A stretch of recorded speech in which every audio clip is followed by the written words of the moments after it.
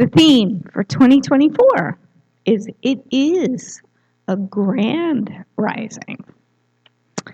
The theme for July is practice makes imperfect. And I'm good at practicing that. The topic for today is leaning into imperfection. Ernest Holmes writes, unity and uniformity are not the same thing. No two blades of grass are alike. What does it mean spiritually? It means that incarnated within each one of us is not only a divine spark, not only an incarnation of the living spirit of the cosmos, but a unique presentation of the cosmic whole. And Steve Maraboli offers this for your reflection. Stop trying to fix yourself. You're not broken. You are perfectly imperfect and powerful beyond measure. Hina Khan wrote, imperfection is the new perfection. Yay for that. So let's affirm together. I embrace seeming imperfections and discover profound possibilities. Yeah, thank you. Here's Reverend Dr. Kathleen to tell us more.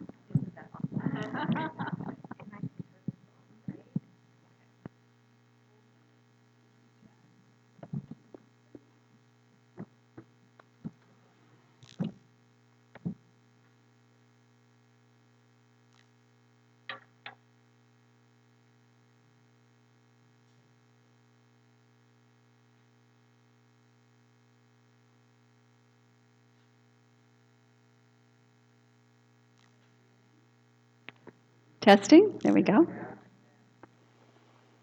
I'd like to start with a story about somebody by the name of Frank and his friend Cynthia. So they were working at a building site, both of them, construction workers. And Frank said, I need a day off. So I think I'm going to pretend like I'm mad. And so he climbs up to the high rafters. We can imagine we had some high rafters here. And hangs from his knees, hangs upside down, and goes, I'm a light bulb, I'm a light bulb. Loud enough so the foreman can hear it. So the foreman from down below says, Frank, go home, you've gone mad. So Frank starts packing up, and then Cynthia starts packing up. And the foreman says, Cynthia, where do you think you're going? And she said, I don't work in the darkness.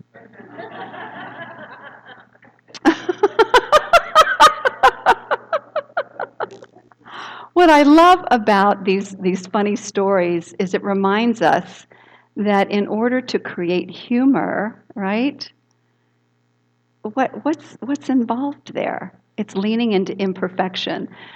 Because if they were on their perfect behavior, they would just, he would just ask for time off or whatever, But but it's in those moments of imperfection that creativity show up. Right? So and actually let's talk about that a little bit more, because this month the focus is on collapsing the patterns of perfectionism, thinking things have to look a certain way. This is really good for me. This is my continued practice for sure. And begin to see flaws as part of the divine perfection of existence.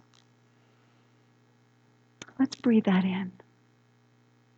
Flaws, what humans call imperfections as part of the divine existence. What I'm reminded of with this whole topic is if you see like a piece of driftwood or a tree that's kind of all gnarly and hanging off the side of a cliff, do you think of that as imperfect? No, what do you see? Beauty. I would love to apply those same principles to each one of us, for us to apply it to ourselves and for us to apply it to the way that we see other human beings. The part of the grand design of the universe, this cosmic whole, is diversity within the unity, uniqueness within the unity. And so that's what this month is all about, is beginning to see what we call imperfection as part of the grand design. Immediately what comes to mind for me is the idea that what sometimes I see as imperfection, if I see something's not working right, or like today we started late in our rehearsal and I found myself getting frustrated with it and that sort of thing, when I went to the other room, I went, okay, this is a great time to practice for me to pull the plug on that pattern of thought that sees that there's anything wrong here, so that I can get myself recentered, and this is all part of the grand design. And this was a great opportunity for me to reclaim my power from a pattern that's not serving me. Right? Isn't that the wonderful thing about our teachings is we can use everything to grow spiritually, everything. And I love that. So those things that we might call bad or wrong or whatever are little indicators, and we have this emotional system too that gives us feedback, are the indicators that our perception is off. We're not in alignment with truth. So I get to practice that. At least once a day, I get to practice bringing myself back into alignment with the truth of the perfection of life. So the beautiful thing that happens when we start to accept the perfect of the seeming imperfections of life, it leads to what? Acceptance. Self-acceptance, acceptance of others, acceptance of the design of life, a deep sense of oneness and connection to all beings as individualizations of the one life, the one source, the one presence, the one power. Everything is divine. So today the focus is the transformative power of letting go of dissatisfaction and understanding the superpower of accepting and loving what is. The transformative power of shifting our focus from the bottom part of the science of mind symbol. Here's the sun. Is Dan going to put that up? The science of mind symbol? There we go. So what we do so often is, well, you know what, I'll get to that in a moment. Anyway, those are the things I'm going to be focusing on today. So again, the idea is to remember that embracing our diversity is part of the rich tapestry of the one life. When you look around the room and see all the beautiful, unique expressions of the divine, I mean, what if we just all looked alike? How boring would that be? What if we just all acted alike? How boring that would be. But how wonderful and rich our experience is because there is so much diversity in existence. It's just amazing when you think about it. And there are how many billion of us on the planet? And everybody's different? Just mind-blowing. But that's the beauty of it. So letting go of dissatisfaction and moving into acceptance is one of the things I'll be talking about, focusing on the top parts of the science of mind symbol and embracing diversity as part of the wholeness. So let's look a little bit more at this idea of embracing imperfection by shifting from dissatisfaction to acceptance. I'm taking this class right now called Busting Loose from the Money Game, and there was a principle in there that was very, very powerful, and it is an awakening to what dissatisfaction does. What it does. It is like glue. Dissatisfaction glues us. It's because it's in the pattern. It's in a pattern of belief. Glues what is present in place. So if I say I don't like that, I don't want that, blah, blah, blah, it has a tendency to hold that in place. Isn't that interesting? Anybody notice that in your own life? So dissatisfaction, which creates resistance, and then also it's dissatisfaction. Let me give you a couple and judgment. Those all fit together. Judgment, dissatisfaction, and resistance. It's resisting loving what is, and you may be saying, but I don't want to like what is. If I don't like something, I don't like it. But the interesting thing is spiritually, the way to transcend things is to first come to a place of acceptance. This is part of the grand design. Okay, that's interesting. So in that, there's this energy of what? Love and relaxation. Surrender. And what that does, in the process of relaxing, we allow new ideas and possibilities to rise to the surface. And then we're allowing the creative process to continue. But when we are focused on, I don't like that, I don't want that, blah, blah, blah, blah, blah, blah, we are gluing it in place. So think of that. Every time you start complaining, every time you feel dissatisfied, it glues what you don't want in place. So what's the solvent then? Love, loving what is, accepting what is, which we just talked about. The science of mind symbol, I think, is so perfect in describing what happens because it describes the creative process. There we go. So if you'll notice, the very top part of the science of mind symbol, and that's what we have on here too, and this is our teaching symbol of how creation takes place. The top part is the conscious mind. Whether it's the conscious mind of the divine, and we are divine. We are the divine. The conscious mind of the divine. Each one of are individualized, but we are it. So the consciousness is where the cause is. The center section, which is called the subconscious medium or the soul, is the creative process. It's the energy that surrounds us that takes the impress of our thought. It's a law. And it brings it into form. So then it becomes form. What happens so often, though, with many of us, I'm guessing, most of us, is that we're focused on the form. It's like, oh, I like that, or I don't like that, or blah, blah, blah, blah. We're focused on the form. And when we're focused on the form, we miss out on that's how we can get away from who we truly are. That's how we can start experiencing separation.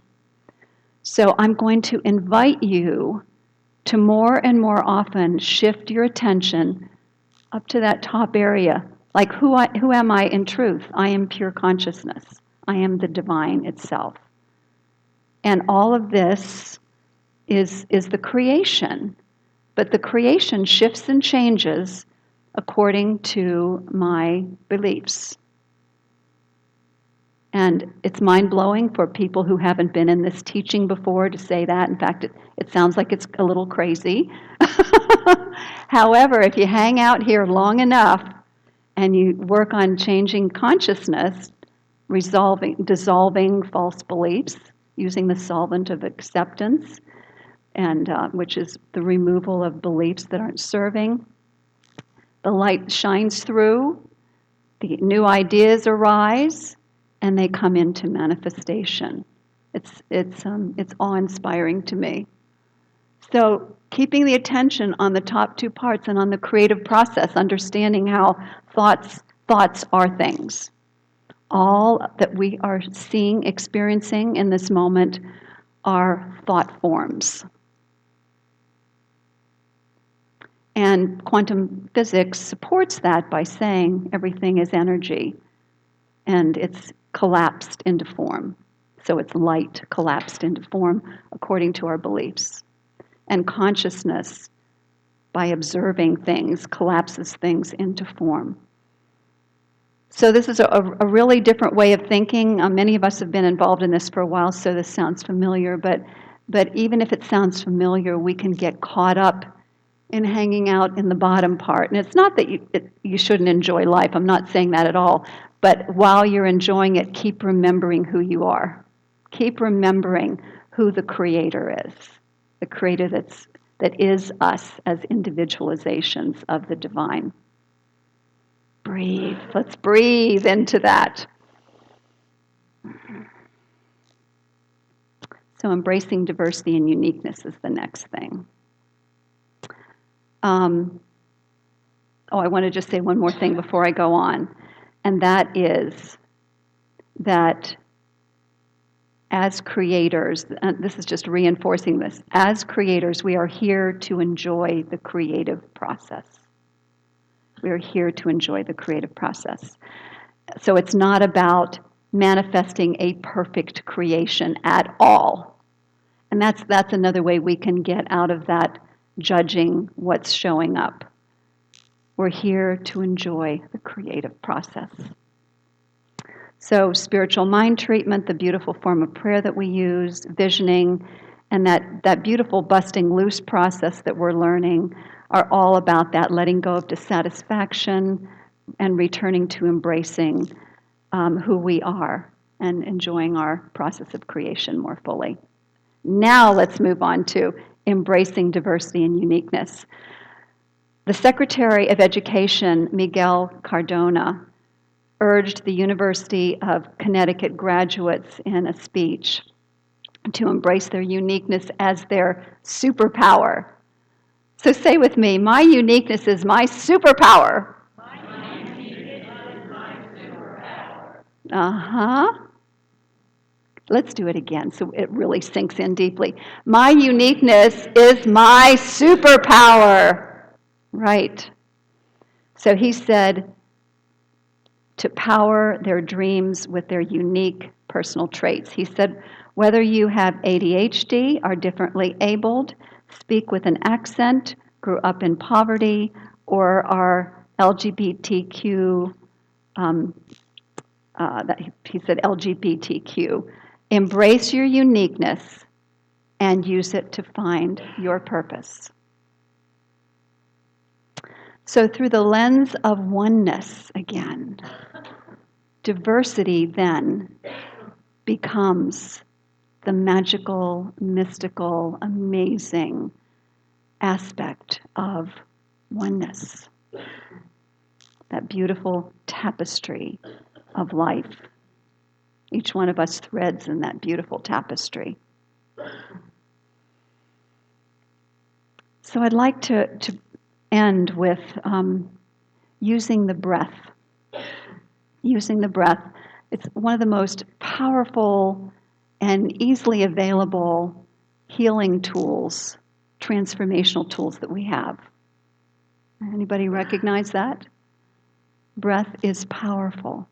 So let's use the breath in this moment to breathe deeply in through the nose and out through the mouth. We're going to use this to move from dissatisfaction to acceptance. Breathing in and breathing out, and bringing our attention to something that you maybe notice that you're judging or feeling dissatisfied with. Just notice that. And continue breathing. So breathing in acceptance and exhaling through the mouth the dissatisfaction. Noticing the sensations in the body, any areas of tightness or where the emotion of dissatisfaction might be. And feeling those things fully, just feeling them, any sensations in the body.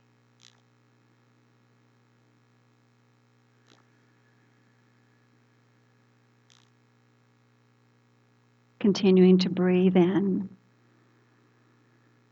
and out.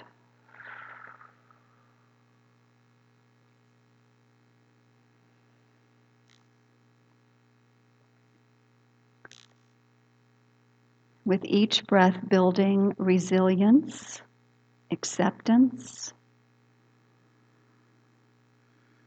and releasing any dissatisfaction. With each breath, lowering blood pressure,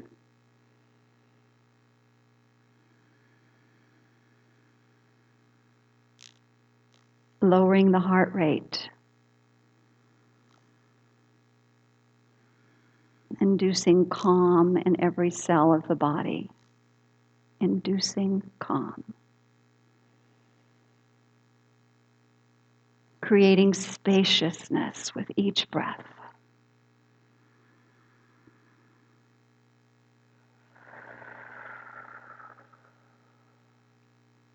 Accepting seeming flaws as part of our beauty and our perfection.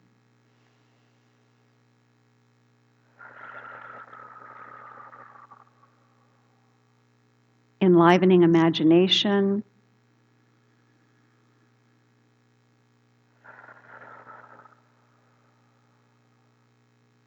And now awakening pleasure with the next breath. Awakening acceptance and pleasure. Feeling freedom.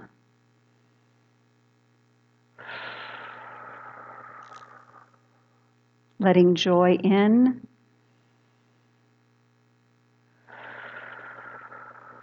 Letting love in. Breathing love.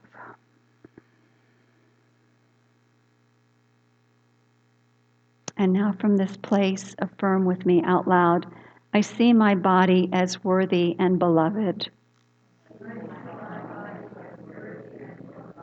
I love and accept myself. I am a unique presentation of the cosmic whole.